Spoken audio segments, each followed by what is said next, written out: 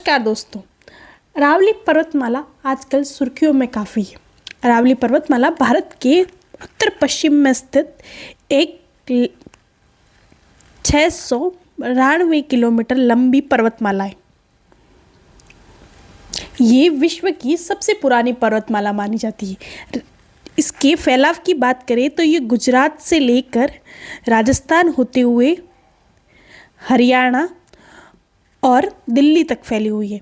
भारत का राष्ट्रपति भवन और रायसीना भी इसी पहाड़ी का एक्सटेंडेड फॉर्म है। अर्थात अपन कह सकते हैं कि अरावली पर्वतमाला कुल 3 राज्यों और एक केंद्र शासित प्रदेश में फैली हुई है।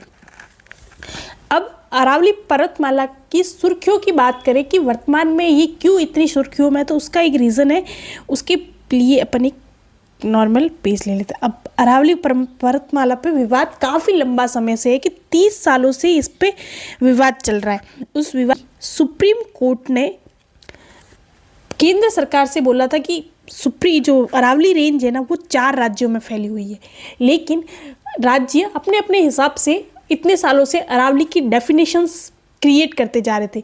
लेकिन खनन माफियाओं और खनन करने वाले लोगों के द्वारा लगातार अरावली रेंज का एक्सप्लॉयटेशन होने के कारण आज अरावली के ऊपर संकट बना हुआ है। तो सुप्रीम कोर्ट ने मिनिस्ट्री ऑफ एनवायरनमेंट अफेयर्स से कहा था कि कोई ऐसी एक अरावली की डेफिनेशन होनी चाहिए जिससे ये डिसाइड किया जा सके कि इसको अरावली रेंज माना जाए। तो भाई किसको अरावली रेंज काफ़ी लंबी है, तो किसको अरावली की पहाड़ी के अंदर गिना जाए, इसके लिए एक प्रॉपर यूनिफॉर्म डेफिनेशन होनी चाहिए। कोई राज्य उसके लिए अलग डेफिनेशन बोले, कोई दूसरा राज्य उसके लिए अलग डेफिनेशन बोले, तो ये नहीं होना चाहिए। एक यूनिफॉर्म डेफिनेशन अरावली की होनी चाहिए। तो सुप्रीम कोर्ट ने अभी मिनिस्ट्री ऑफ एनवायरनमेंट अफेयर्स ने सुप्रीम कोर्ट को एक यूनिफॉर्म डेफिनेशन दी है। उसमें यूनिफॉर्म डेफिनेशन में 2 फॉर्म कहे हैं। डेफिनेशन को वर्टिकल मतलब तो एक तो ऊर्ध्वाधर तरीके से अरावली की डेफिनेशन बोली है, और एक हॉरिजॉन्टल तरीके से डेफिनेशन रूप में जो अरावली की डेफिनेशन बताई है वो कुछ इस प्रकार है कि जो भी हाइट मतलब कि जो भी अरावली हिल 100 मीटर या उससे ऊपर होगी,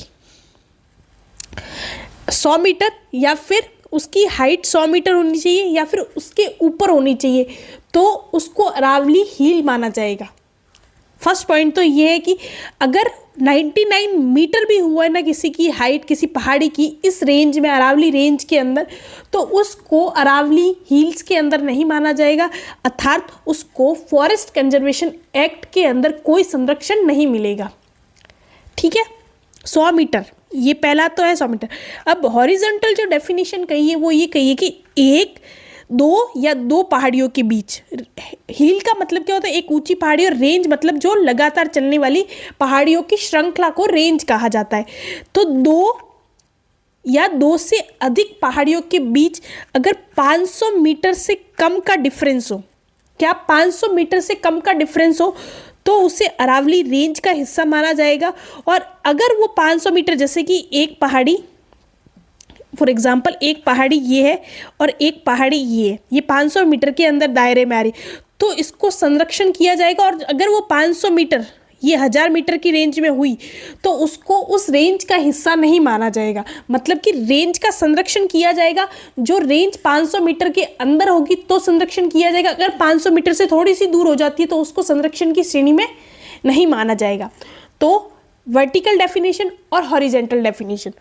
अब विवाद ये है कि अगर 100 मीटर की हाइट के हिसाब से अरावली पर्वतमाला का डिविडेशन किया जाए, तो उसमें अरावली रेंज की 91% जो पहाड़ियाँ इस श्रेणी में आ जाती है जो 100 मीटर से कम है।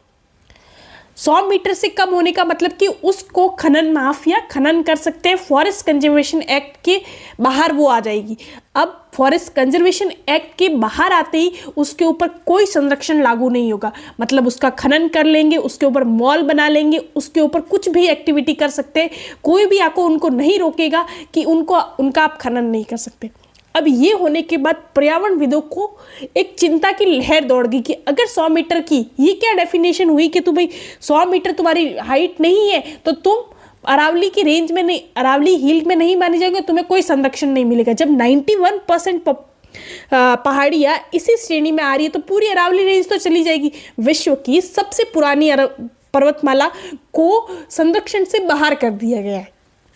संरक्षण हरियाणा की जो 90%, हरियाणा भी इसी रेंज का हिस्सा है, तो 90% पहाड़ियाँ 100 मीटर से कम है। तो वो एक बहुत बड़ा चिंता का विषय बनता जा रहा है पर्यावरणविदों के लिए, क्योंकि 100 मीटर की रेंज रखी तो अरावली की ऑलमोस्ट 90% जो हिल्स है वो इस रेंज से बाहर चली जाएगी और पर्यावरण का संरक्षण और अरावली का संरक्षण मुश्किल हो जाएगा। तो पर्यावरणविदों में ये चिंता क्यों हो रही है कि अरावली को 100 मीटर की रेंज में, मतलब ये डेफिनेशन को अप्लाई किया गया तो क्या प्रॉब्लम है कि अरावली को कुछ हो जाए। तो दिक्कत ये है कि अरावली न सिर्फ जैव विविधता का संरक्षण, ये है ना जैव विविधता का बहुत बड़ा संरक्षण है। अरावली की पहाड़ियाँ 4 राज्यों में ये अपना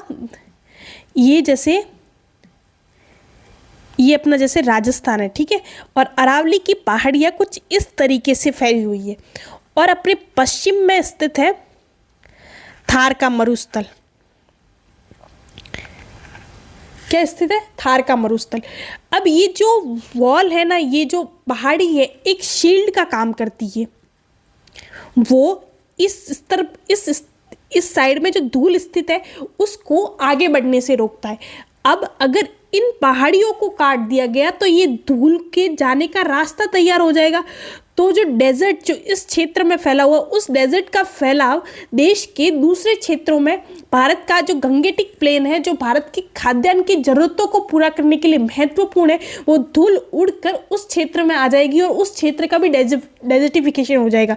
तो भारत की खाद्यान्न जरूरतों को पूरा करने में जो प्लेन भारत की ज़रूरतों को पूरा करता है उसके ऊपर भी संकट मंडरा जाएगा। दूसरा, आपको दिल्ली की हवा के बारे में तो पता ही है।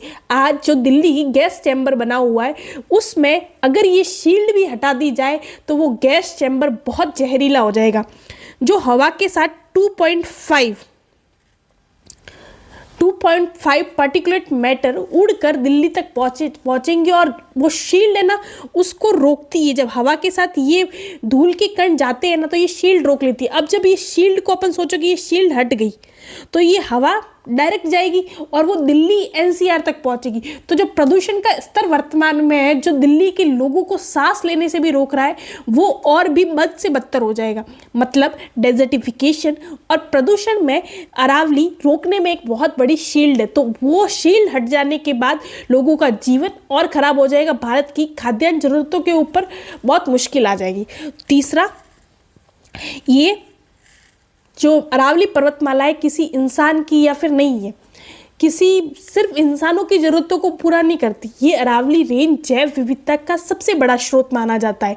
यहाँ पर बहुत सारे राष्ट्रीय उद्यान, सरिस्का उद्यान, केवलादेव महादेव, ये सब राष्ट्रीय उद्यान भारत के रणथंभौर वगैरह भारत की जैव विविधता के संरक्षण की दृष्टि से महत्वपूर्ण है। अब इन पहाड़ियों को काट दिया जाएगा तो यहाँ पर रहने वाले जीव जंतुओं का क्या होगा? वो निकल के मानव की बस्तियों में आ जाएंगे। जो 1-2 इंसिडेंट अपन को मानव और जंगली जानवरों के बीच में यदा कदा सुनने को मिलते हैं राजस्थान में, वो एक नॉर्मल घटना बन जाएगी। जानवरों का शिकार मानव द्वारा और मानव का शिकार जानवरों द्वारा एक रेगुलर घटना बन जाएगी।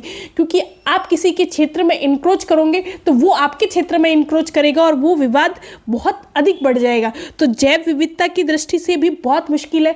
अगर धीरे धीरे ये प्रजातियां जो अपने क्षेत्र में रह रही उनकी विलुप्ति का खतरा आ जाएगा।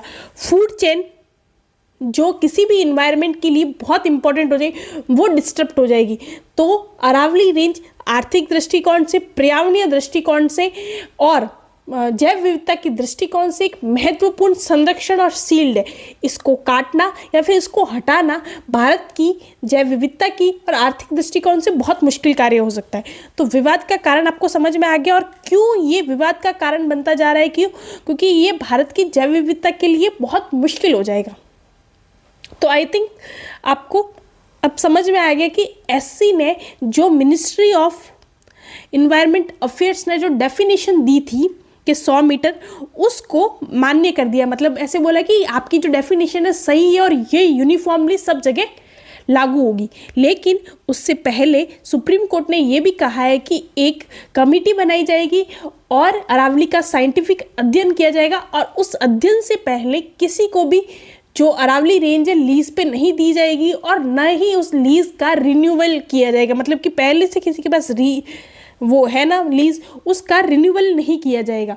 लेकिन ये भी कहा कि जो पुराने जिसके पास लीज के अभी भी पड़े हैं तो वो लीज जारी रहेगी। अगर उसको हटा दिया गया तो समस्याएं और बढ़ सकती है, इसीलिए वो जारी रखी जाएगी। तो आई थिंक आपको अरावली के संदर्भ में जो समस्या है वो समझ में आ गई हो। लाइक करें, कमेंट करें और शेयर करें।